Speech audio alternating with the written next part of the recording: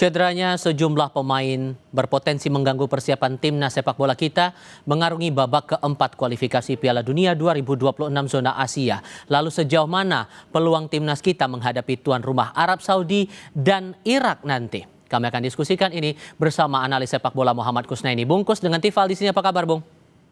Baik, Tifal. Badai pemain kita cedera, sedikit banyaknya ini akan ada pikiran dari publik, terutama pecinta sepak bola, nih nasib kita bakal gimana? Mengingat strategi sudah di otak-atik pemain ini tampaknya lagi dimainkan sekarang untuk memastikan posisi kita nanti di laga pertama melawan Arab Saudi aman. Tapi perlukah kita menurunkan ekspektasi di sini? Iya, memang yang paling terasa itu kabar cederanya dua kiper utama ya. Tidak hanya Odero, bahkan Martin Pas juga ternyata kemungkinan besar juga tidak akan bisa bermain karena dia sudah lama tidak bermain memang. Sehingga posisi nomor 1 itu di bawah mister gawang sekarang harus diisi oleh pemain yang bisa dibilang bukan pilihan pertama dan pilihan kedua. Jadi kalau kita lihat skenario waktu uji coba 2 laga terakhir bulan September, itu Coach Patrick Kluivert mencoba formasi 4-2-3-1, memainkan formasi 4 back di belakang, lalu 2 gelandang jangkar, 3 pemain di belakang striker, dan 1 striker. Nah, dengan cederanya penjaga gawang, ini juga akan menjadi pertanyaan, apakah Coach Patrick Kluivert akan tetap komit memainkan formasi 4 di belakang, atau kembali ke formasi yang sudah lebih dulu dipakai di beberapa pertandingan kualifikasi, formasi 3 back. Kalau dugaan saya sih memang ketika uji coba bulan September, Kluivert tuh ingin sekali memainkan formasi 4 back ya, 4-2-3-1 atau 4-3-3.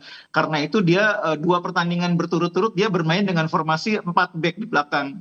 Nah, sekarang pertanyaannya kan kalau waktu itu kipernya kuat, kalau sekarang kipernya bukan pilihan pertama kedua, apakah dia masih akan seyakin itu? Itu saya pikir pertanyaan terbesar yang sekarang ada di benak Kluivert dan jajarannya dengan formasi pemain yang seperti sekarang dia punya. Apakah masih yakin dengan formasi 4 back atau kembali ke formasi yang lebih aman 3 back di belakang? Dan terakhir yang terbaru itu Audero kabar batal, kemudian Kluivert memanggil nama kiper PSM Makassar, Reza Arya Pratama. Sejauh mana Anda menganalisis jam terbang dan pengaruhnya nanti untuk pertahanan timnas kita nanti melawan Arab Saudi terutama? Iya, pemanggilan Reza ini mau tidak mau harus dilakukan karena kita tidak hanya kehilangan 1 ya, tapi bahkan 2 sekaligus. Kalau Nadio itu merupakan pilihan otomatis karena dia selama ini memang sering dipanggil sebagai kiper keempat. Dan kalau kita lihat performa Nadio musim ini di Liga, dia juga sangat baik ya. 6 pertandingan itu dia mencatat 26 save, cukup tinggi untuk seorang pemain yang baru bermain 6 kali. Riyandi 30 save tapi sudah 7 pertandingan. Jadi artinya Nadio ini dalam performa yang baik dan mungkin menjadi pesaing ketat bagi Hernando di bawah mister gawang untuk posisi sebagai kiper utama. Nah, kalau Reza mau tidak mau memang harus dipanggil karena kita butuh kiper yang bisa membackup sekiranya Martin Pas betul-betul tidak bisa dimainkan. Dan selama ini Reza memang sudah sering dipanggil oleh timnas senior, sekalipun memang tidak selalu menjadi kiper yang dimainkan, lebih banyak sebagai bagian dari skuad. Tapi kalau membaca alam kebatinan lah dalam tanda kutip, kalau Anda melihatnya Bungkus sampai akhirnya nama Reza Arya Pratama ini yang dipanggil oleh Coach Kluivert untuk menguatkan posisi kita melawan Arab Saudi nanti dikaitkan dengan harmonisasi tim kita, ini akan sejauh mana efeknya kemudian? Karena Reza juga sudah sering dipanggil secara psikologis sebetulnya tidak terlalu banyak masalah ya. Cuma tinggal soal keyakinan. Bagi jajaran pelatih ini kan persoalan kiper tuh soal keyakinan ya. Jadi orang yang biasanya pertama kali dipilih oleh seorang pelatih itu posisi penjaga gawang. Karena dia orang yang harus betul-betul diyakini oleh jajaran pelatih, termasuk oleh pelatih utama, pelatih kepala, sebagai orang yang tepat untuk mengisi posisi di bawah mister gawang. Nah, ketika pilihan pertama dan kedua tidak bisa dimainkan, itu akan sangat mengganggu confidence pelatih itu. Jadi memang ini menjadi situasi yang sangat menguji kualitas kepelatihan Coach Patrick Kluivert, menguji kebersamaan tim dalam keadaan tertekan seperti ini. Mudah-mudahan mereka bisa tetap padu, bisa tetap menunjukkan yang terbaik gitu. Karena ini memang tantangannya sangat berat. Ditambah lagi kalau kita mencermati pernyataan dari Pak Sumarji terakhir kali yang menyebut Ole Romeni ini 95% fit.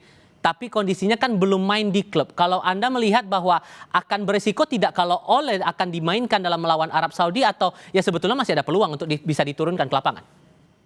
Kalau saya lebih melihat dipanggilnya Ole itu untuk menambah kepercayaan diri ya. Karena kita melihat dalam 2 uji coba terakhir, pemain-pemain yang diturunkan di depan itu tidak terlalu meyakinkan performanya. Entah itu Mauro Zylstra, entah itu Ramadan Sananta, atau pemain lain yang dicoba bermain sebagai false nine, itu juga tidak terlalu meyakinkan.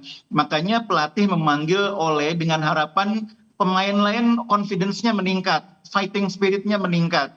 Kalau secara jujur dengan situasi dia belum sepenuhnya pulih, dia juga belum pernah bermain di kompetisi, peluang Ole main itu bisa dibilang hanya untuk 30 sampai 45 menit. Hampir hampir sangat sulit mengharapkan dia main 90 menit ya. Kalaupun dipaksakan main 90 menit akan sangat berisiko terhadap cederanya dan klubnya mungkin akan komplain ya karena di klubnya aja belum main. Jadi lebih banyak kehadiran Ole ini untuk menambah rasa percaya diri tim secara keseluruhan, ditambah mungkin sebagai super sub ketika tim betul-betul butuh 30 menit terakhir atau 15 menit terakhir, butuh orang yang diharapkan bisa memecah kebuntuan. Nah, itu mungkin baru Ole dimainkan. Tapi Oke. kalau untuk bermain sejak awal rasanya sangat sulit. Tapi terlepas bahwa tantangan dari Coach Kluivert ini akan benar-benar besar, ini pertaruhannya nama kita bisa langsung melesat ke Piala Dunia 2026 atau harus melewati kualifikasi putaran 5 dulu. Tapi yang terbaik intinya untuk timnas kita melawan Arab Saudi di tanggal 9 Oktober dini hari waktu Indonesia. Bungkus, terima kasih banyak ya sudah berbagi pandangan bersama Baik, kami Iqbal. kali ini. Selamat malam, Bung. Selamat malam.